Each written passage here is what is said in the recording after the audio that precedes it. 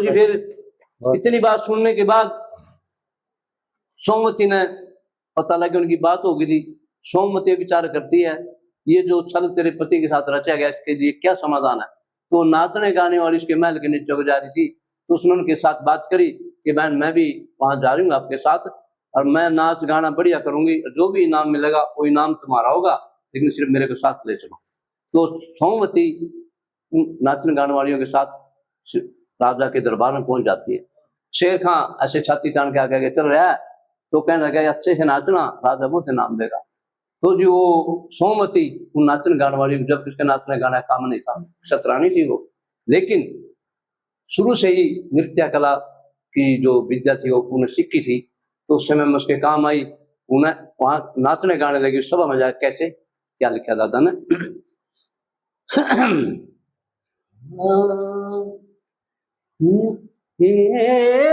दिया गाड़े सभा में पास, कोई नाचे कोई कलाहे करे, ये दिया गाड़े सभा में पास, कोई नाचे कोई कलाहे करे। पहली कली में भी कदे तो मन थे, आज भाषण करी भी नहीं, कोई वक्त की बात है। नुके आज सदरी से ओली घड़ी, आज सदरी से ओली घड़ी, कदे मन थे अजना पासंग दड़ी,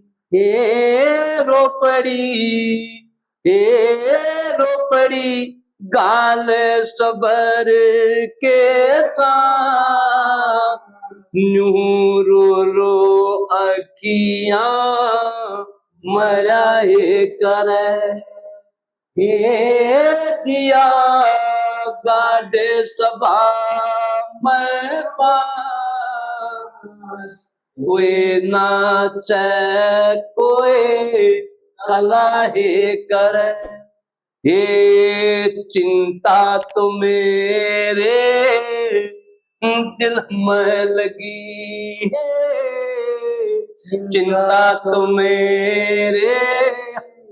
दिल में लगी,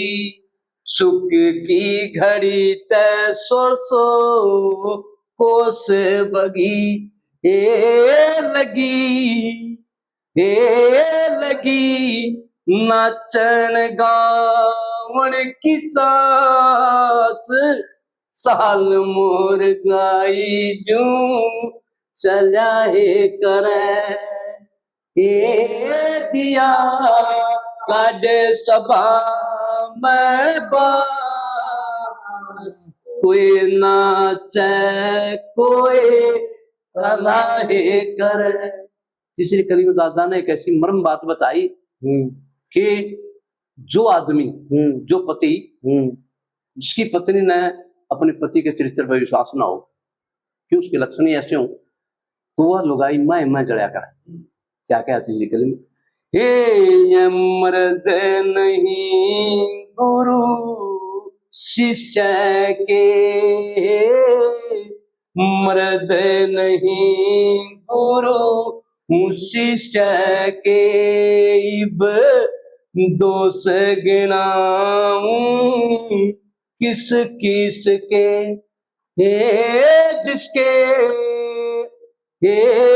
जिसके बालम का ना विश्वास, लुगाई व माए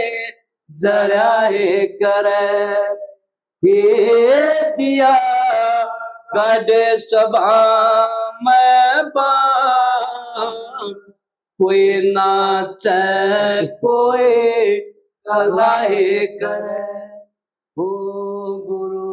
मान सिंह करो ने अनंत, गुरु मान सिंह करो ने अनंत, काटो ने दुख विपता के पंथ, हे लक्ष्मी ओ लक्ष्मी चंद गुरु का दान, राम जी सबका भला है करे, ए दिया गाड़े सभा में बान, कोई नाचे